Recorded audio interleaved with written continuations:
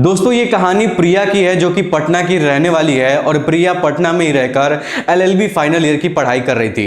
दोस्तों प्रिया बहुत गरीब घर की थी और उसके पापा जो थे वो ऑटो रिक्शा चलाया करते थे। दोस्तों प्रिया अपने 3 बहनों में से सबसे बड़ी थी। प्रिया के पापा को लगता है कि उनकी लड़की अब बड़ी हो गई है तो उसकी शादी कर देना चाहिए, जिस वजह से प्रिया के पापा प्रिया के लिए एक लड़का देखने लग जाते हैं। कुछ समय बाद होता भी कुछ ऐसा ही है कि प्रिया के रिश्तेदार वालों के लोगों के द्वारा पता चलता है कि एक लड़का है जो सरकारी स्कूल में पढ़ाता है।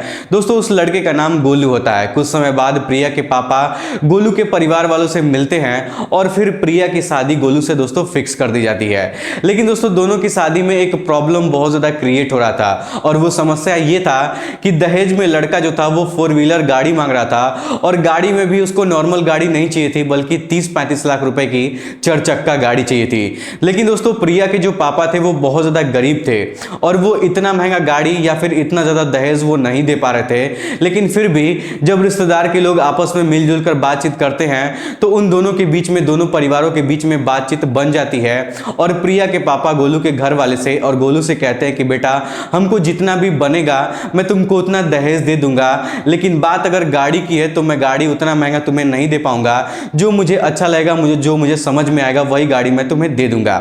लेकिन दोस्तों जो गोलू था वो एकदम से जिद पकड़ लिया था कि नहीं, उसको 30-35 लाख रुपए की बड़ी गाड़ी चाहिए। लेकिन दोस्तों गोलू जो था वो प्रिया को छोड़ना भी नहीं चाहता था, क्योंकि दोस्तों प्रिया दिखने में बहुत ज्यादा सुंदर थी और वो पढ़ने में भी अच्छी थी। वो एलएलबी की तैयारी कर रही थी। तो कुछ समय बाद वो एक जज बन जाती। अगर वो जज नहीं बन जाती तो वो वकील तो पक्का बन जाती, जिस वजह से गोलू के परिवार वाले सोचते हैं कि लड़की पढ़ने में काफी ज्यादा अच्छी है तो मैनेज करके कैसे भी शादी को कर लिया जाए। उसके बाद दोस्तों गोलू के पापा मम्मी प्रिया के पापा से बातचीत करते हैं और कहते हैं कि ठीक है, आपको जो अच्छा लगेगा आप दहेज में दे दीजिएगा। उसके बाद दोस्तों प्रिया और गोलू की शादी दोनों की फिक्स कर दी जाती है। लेकिन दोस्तों जो प्रिया के पापा थे वो इस शादी को लेकर बहुत ज्यादा परेशान थे, बहुत ज्यादा टेंशन में थे, क्योंकि दोस्तों वो एक ऑटो रिक्शा चलाने वाले आदमी थे और उनके पास इतना पैसा नहीं था कि वो दहेज का सारा सामान खरीद पाए और लड़के को 30-35 लाख रुपए की गाड़ी दे पाए। दोस्तों प्रिया के पापा के पास उनकी एक छोटी सी जमीन थी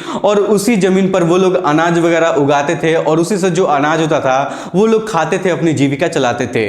दोस्तों अब प्रिया के पापा के पास और कोई रास्ता समझ में नहीं आ रहा था। प्रिया के पापा उस जमीन को गिरवी रख देते हैं और उससे जो पैसा मिलता है उस पैसे से गोलू को दहेज देने के लिए सारा सामान वो खरीदते हैं। फिर से दोस्तों वो 10 लाख की एक 4 व्हीलर गाड़ी भी खरीदते हैं। दोस्तों वो गाड़ी हुंडई की i20 थी, क्योंकि दोस्तों प्रिया के पापा सोच रहे थे कि लड़का सरकारी टीचर है, अच्छा खासा पैसा वो कमाता है, तो अगर उसकी कहीं भी शादी होगी तो इतना तो उसको दहेज देना ही पड़ेगा और हमारी लड़की अगर वहां जाएगी तो वो हमारी लड़की वहां पर बहुत ज्यादा खुश रहेगी। यही सब सोच के प्रिया के पापा अपनी बेटी की शादी जमीन गिरवी रख के उससे तय कर देते हैं।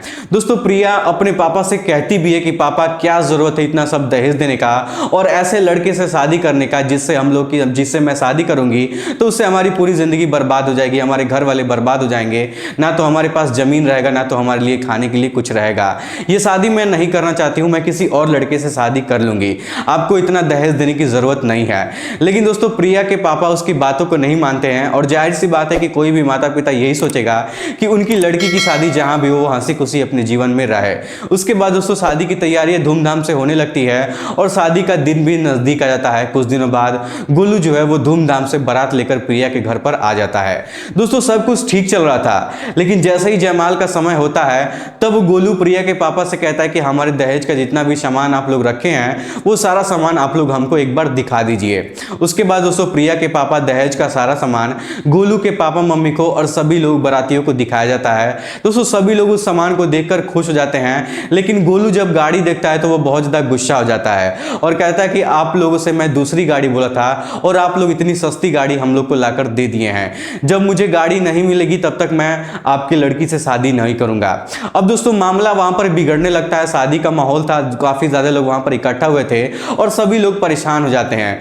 प्रिया के जो पापा थे वो गोलू के सामने हाथ जोड़कर कहते हैं कि बेटा मैं जितना भी कर सकता था उतना मैंने आपके लिए किया है और बात सिर्फ गाड़ी की नहीं है, आप हमारी बेटी को भी देखिए, हमारी बेटी पढ़ी लिखी है और वो 1-2 सालों में वकील बन जाएगी, वकील नहीं तो वो जज जरूर बन जाएगी, उसका भी आप तो ध्यान रखिए। लेकिन दोस्तों गोलू फिर भी प्रिया के पापा को बातों को नहीं मानता है। तब तक कुछ देर बाद सारे रिश्तेदार के लोग वहां पर आ जाते हैं और गोलू के मम्मी पापा को समझाते हैं, गोलू के मम्मी पापा गोलू को समझाते हैं, लेकिन दोस्तों गोलू समझने का नाम नहीं ले रहा था। दोस्तों गोलू के पापा मम्मी यहां तक कहते हैं कि बेटा जो मिल गया वो मिल गया, अब इतना नाराज होने की कोई जरूरत नहीं है, आराम से शादी कर लो, लड़की बहुत अच्छी है। लेकिन दोस्तों फिर भी गोलू उस बात को नहीं मान रहा था और गुस्से में आकर वो प्रिया के पापा को 4-5 थप्पड़ मार देता है। लेकिन दोस्तों प्रिया के पापा फिर भी गोलू के पैरों में गिरकर उनसे हाथ जोड़कर विनती कर रहे थे और कह रहे थे कि हमारी बेटी की जिंदगी खराब हो जाएगी, हमारी बेटी बहुत अच्छी है, इसमें उसकी कोई गलती नहीं है, बात गाड़ी की है तो मैं कुछ महीने में और कुछ पैसों का व्यवस्था करके आप लोग को पैसा दे दूंगा, आप लोग को जितना भी मिल रहा है आप लोग रख के चुपचाप लड़की से शादी कर लीजिए। तभी दोस्तों प्रिया को किसी ने बता दिया था कि जो गोलू है वो तुम्हारे पापा को मार दिया है दहेज के लिए। दोस्तों प्रिया जब ये बात सुनती है तो बहुत ज़्यादा परेशान हो जाती है।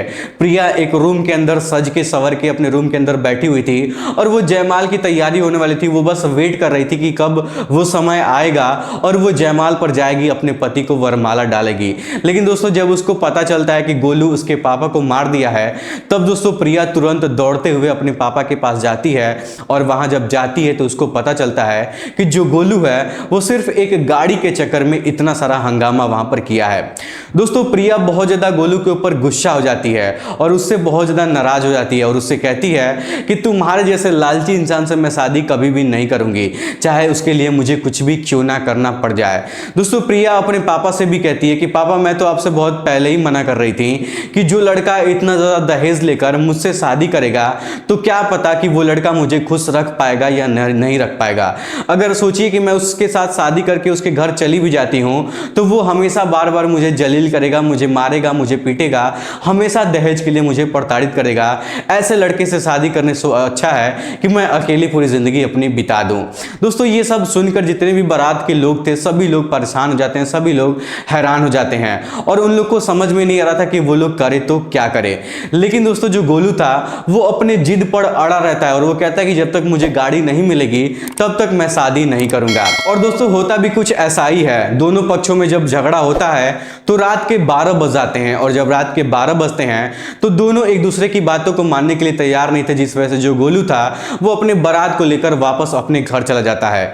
अब दोस्तों प्रिया के घर वाले बहुत ज्यादा रोने लगते हैं, बहुत ज्यादा चिल्लाने लगते हैं, बहुत ज्यादा परेशान हो जाते हैं क्योंकि दोस्तों बड़ी मुश्किलों से पैसों का इंतजाम किया गया था और जब शादी करने की बारी आई तो लड़का बारात को लेकर वापस अपने घर चला गया। यही सब सोचकर प्रिया के घर वाले बहुत ज्यादा दोस्तों परेशान हो रहे थे। लेकिन दोस्तों प्रिया भी बहुत ज्यादा टूट चुकी थी और उसको समझ में नहीं आ रहा था कि वो क्या करे, क्योंकि दोस्तों जो जमीन उन लोग के पास था, जिस जमीन से वो लोग खेती करते थे, वो जमीन भी गिरवी रख दी गई थी और जो पैसा उन लोग को मिला था उस पैसे का वो लोग सारा सामान खरीद लिए थे, जिस वजह से उसका सारा सामान भी नुकसान हो गया था। लेकिन दोस्तों प्रिया हिम्मत नहीं हारती है और अपने आप को हौसला देती है और फिर कुछ दिनों बाद वो पटना जाकर अपने LLB की पढ़ाई जारी कर देती है। दोस्तों प्रिया के गांव में ही एक लड़की की शादी थी तो प्रिया के पापा सारा सामान कम पैसों में ही उसको दे देते हैं, जिस वजह से उनको कुछ पैसा मिल जाता है और वो सामान भी बिक जाता है। अब दोस्तों प्रिया पटना में रहकर खूब मन लगाकर अपनी पढ़ाई कर रही थी और जब उसका LLB की पढ़ाई जो है वो कंप्लीट हो जाती है तब वो सिविल जज की तैयारी शुरू कर देती है और पढ़ाई करने के साथ साथ दोस्तों वो छोटे छोटे बच्चों को भी पढ़ाती थी, जिससे थोड़ा बहुत उसका खर्च निकल जाया करता था। दोस्तों प्रिया पहली बार सिविल जज का जब एग्जाम देती है तो उसका नहीं निकल पाता है, वो एग्जाम में फेल हो जाती है, लेकिन वो हिम्मत नहीं हारती है और वो फिर से तैयारी करती है और दूसरी बार एग्जाम देती है। लेकिन दोस्तों दूसरी बार भी उसका किस्मत साथ नहीं देती है, कुछ नंबर से उसका सिलेक्शन नहीं हो पाता है। लेकिन दोस्तों वो अपना हौसला छोड़ती नहीं है, अपना हौसला बरकरार रखती है और जब तीसरी बार वो सिविल जज का एग्जाम देती है तो दोस्तों उसका एग्जाम वो पास कर लेती है और कुछ महीनों बाद वो सिविल जज में उसका सिलेक्शन हो जाता है। दोस्तों जिस दिन प्रिया का सिलेक्शन सिविल जज में हुआ था उस दिन प्रिया बहुत ज्यादा रोई थी अपने पुराने दिनों को याद करके, क्योंकि दोस्तों उसकी जिंदगी में बहुत कड़ी मुश्किलों का सामना करना पड़ा था। शायद वो अपनी जिंदगी में ऐसा सोची भी नहीं थी कि उसको इतने सारे मुश्किलों का सामना करना पड़ जाएगा। शायद आप लोग इस कहानी के माध्यम से दोस्तों नहीं समझ पाएंगे, लेकिन जिस इंसान के ऊपर इतना कुछ बीत रहा होगा वो इंसान बहुत अच्छे से समझ जाएगा। दोस्तों प्रिया जब जज बन जाती है तो उसके घर वाले उससे बहुत ज्यादा खुश हो जाते हैं और सोचते हैं कि चलो अच्छा हुआ कि उसकी शादी गोलू से नहीं हुई है। दोस्तों यहां तक कि प्रिया के गांव के चारों तरफ ये बात फैल जाती है कि प्रिया अब एक सिविल जज बन चुकी है और ये बात अखबारों के माध्यम से सभी लोगों के पास पहुंच जाती है। दोस्तों ये बात गोलू के घर वालों को भी पता चल जाती है कि प्रिया अब सिविल जज बन गई है, जिस वजह से गोलू के घर वाले बहुत ज्यादा पछता रहे थे। दोस्तों गोलू को जब ये बात पता चलता है कि जो प्रिया है वो सिविल जज बन चुकी है तो वो भी बहुत ज्यादा हैरान हो जाता है और वो अपने मन में ही सोचने लगता है कि शायद हमको उस दिन प्रिया से शादी कर लेना चाहिए। लेकिन दोस्तों जब प्रिया सिविल जज बन जाती है तो उसकी पोस्टिंग कई जगह पर होती है, कभी इधर कभी उधर, कई जगह उसकी पोस्टिंग होती है। लेकिन 2-3 सालों बाद जब प्रिया की पोस्टिंग बिहार के गया जिले में होती है तो वहां पर दोस्तों वो अपनी सेवाएं प्रदान कर रही होती है, जज की सेवाएं दे रही होती है। तभी दोस्तों कोर्ट में एक 50 साल की बूढ़ी औरत आती है और प्रिया से वो कहती है अपने वकील के द्वारा कि जज साहब हमारी जमीन हमारे पड़ोसी के लोग कब्जा कर लिए हैं और मेरे पास मेरे जमीन का सारा कागज भी है, लेकिन जब मैं उन लोगों से बोलती हूँ कि हमारी जमीन पर कोई खेती वगैरह मत करो, कुछ भी काम मत करो, तो वो लोग मुझे बहुत ज्यादा मारते हैं, मुझे बहुत ज्यादा प्रताड़ित करते हैं। जज साहब वो लोग बहुत पैसे वाले हैं, मैं चाह कर भी उनसे कुछ नहीं कर पाती हूँ, उनका कुछ नहीं बिगाड़ पाती हूँ। अब आप ही मेरा सहारा है, आप ही मुझे इंसाफ दिला सकती हैं। दोस्तों प्रिया उस औरत की जमीन का कागजात वगैरह देखती है तो सब कुछ सही था, जितनी भी जमीनें थी वो सारी जो जमीन थी उस औरत के नाम पर थी, लेकिन जबरदस्ती उन लोगों ने उसके जमीन को कब्जा कर रखा था। दोस्तों प्रिया अपने कुछ अधिकारियों से बातचीत करती है और उन लोगों के पास जो लोग जमीन कब्जा किए थे उनके पास नोटिस भिजवाती है और कुछ समय बाद उन लोगों को कोर्ट में पेश किया जाता है। दोस्तों जब प्रिया उन लोगों को कोर्ट में देखती है तो बहुत ज्यादा हैरान हो जाती है, क्योंकि दोस्तों उस औरत का जमीन जिन लोगों ने कब्जा किया था वो लोग कोई और नहीं थे बल्कि वही गोलू था और गोलू के पापा थे। और ये सब देखकर प्रिया बहुत ज्यादा हैरान हो जाती है, उसके पैरों तले जमीन खिसक जाते हैं। दोस्तों गोलू के पापा प्रिया को पहचान जाते हैं और प्रिया से कहते हैं कि जज साहब हमारी जमीन है, हम लोग 20 सालों से उस जमीन पर खेती करते हैं, लेकिन ये औरत हमारे बगल की रहने वाली है और ये हमारे ऊपर झूठा इल्जाम लगा रही है। दोस्तों प्रिया जब ये बात सुनती है तो वो कुछ देर सोचती है और फिर गोलू के पापा से कहती है कि आप लोग चुप रहिए थोड़ा सा, मैं अच्छे तरीके से आप लोग के बारे में जानती हूं कि आप लोग किस तरीके के इंसान हैं और आप लोग किसके साथ कैसी हरकतें करते रहते हैं। उसके बाद दोस्तों कोर्ट के अंदर ही लेखपाल को बुलाया जाता है और जितने भी जमीन के कागजात वगैरह थे सब कुछ निकलवाया जाता है। तो जो लेखपाल साहब थे वो कहते हैं कि जो सारा जमीन है वो उस औरत के नाम पर है और जबरदस्ती वो लोग उस जमीन को कब्जा किए थे। दोस्तों प्रिया ये सब देखकर गोलू के पापा के ऊपर और गोलू के ऊपर बहुत ज्यादा गुस्सा करती है और उनके ऊपर 50,000 रुपए का जुर्माना भी लगाती है और कहती है कि ये 50 साल की जो बूढ़ी औरत है ये 6 महीने से कोर्ट के चक्कर काट रही है, तो उसका जितना भी पैसा खर्च हुआ है वो सारा पैसा तुम लोगों को देना पड़ेगा और इस केस को भी मैं अभी बंद नहीं करूंगी। तुम लोग जमीन जितना लिए हो वो सारा जमीन जितना तुम लोग कब्जा किए हो वो सारा जमीन तुम और उस औरत को वापस करो और 6 महीने के अंदर तुम लोगों ने कोई भी गलत कदम उठाया, कभी भी उसके साथ कुछ गलत करने की कोशिश किया तो मैं तुम लोगों को जेल के सलाखों के पीछे भिजवा दूंगी और पूरी जिंदगी जेल के अंदर ही तुम्हें गुजारनी पड़ेगी। दोस्तों गोलू के पापा हाथ जोड़कर प्रिया के सामने माफी मांगने लगते हैं और कहते हैं कि जज साहब वो जमीन हमारी लाखों रुपए की है, प्लीज हम लोगों के साथ ऐसा मत करिए। लेकिन दोस्तों प्रिया उन लोगों के बातों को नहीं सुनती है और अपना फैसला सुना देती है और वो लोग अपने अपने घर चले जाते हैं। दोस्तों गोलू और गोलू के पापा यहीं पर हार नहीं मानते हैं। अगला दिन जैसे ही होता है वो लोग प्रिया के घर पहुंच जाते हैं और प्रिया से बातचीत करने लगते हैं और कहते हैं कि कैसे भी करके वो जमीन हमें दिलवा दो, तुम्हें जितने पैसे की जरूरत होगी हम लोग तुम्हें दे देंगे। लेकिन दोस्तों प्रिया उन लोगों को अपने घर से धक्का मारकर भगा देती है और कहती है कि आज के बाद से दोबारा कभी भी तुम लोग यहाँ पर मत दिखाई देना। दोस्तों वो जितना भी जमीन कब्जा किए थे वो सारा जमीन उस बूढ़ी औरत को दिलवा देती है और बूढ़ी औरत अपनी जिंदगी में अब हंसी खुशी जीने लगती है। दोस्तों प्रिया अपना बदला गोलू से और उसके पापा से ले लेती है। दोस्तों जब ये बात प्रिया के पापा को पता चलती है कि गोलू और उसके पापा कोर्ट में पेश हुए थे और उन्होंने एक बूढ़ी औरत के साथ इतना गंदा काम किया है, तो ये सारी बातें सुनकर प्रिया के पापा जो थे वो बहुत ज्यादा खुश हो जाते हैं। उनको लग रहा था कि शायद चलो अच्छा हुआ कि प्रिया की शादी गोलू से नहीं हुई, क्या पता कि शादी अगर हो जाती तो हमारे बेटी प्रिया की जिंदगी बर्बाद हो जाती। दोस्तों आप लोग प्रिया के बारे में क्या कहना चाहेंगे? प्रिया ने जो गोलू के साथ उसके पापा के साथ किया था क्या वो सही किया था या फिर गलत किया था? दोस्तों हमारे नजर में प्रिया ने 100% सही किया था। और दोस्तों बिहार में दहेज को लेकर बहुत ज्यादा प्रताड़ित किया जाता है। अगर आप लोग बिहार के रहने वाले हैं और आप लोग बिहार से मेरी इस वीडियो को देख रहे हैं तो आप लोग इस चीज को बहुत अच्छे से समझ सकते हैं। दोस्तों हमारे पास कई लोगों का फोन आता रहता है कि ज्यादातर लोग मुझे यही कहते हैं, मुझसे यही सुनने को मिलता है कि बिहार में जितनी भी लड़कियां होती हैं उनकी शादी तो होती है लेकिन दहेज ना मिलने की वजह से उन लड़कियों को बहुत ज्यादा प्रताड़ित किया जाता है, जिस वजह से ज्यादातर जो लड़कियां होती हैं वो खुदकुशी कर लेती हैं या फिर उनको जान से मार दिया जाता है। तो दोस्तों मैं आप लोगों से हाथ जोड़कर विनती करना चाहूंगा कि दहेज प्रथा को आप लोग बंद करिए और दहेज लेने से आपकी जिंदगी नहीं बदल जाएगी।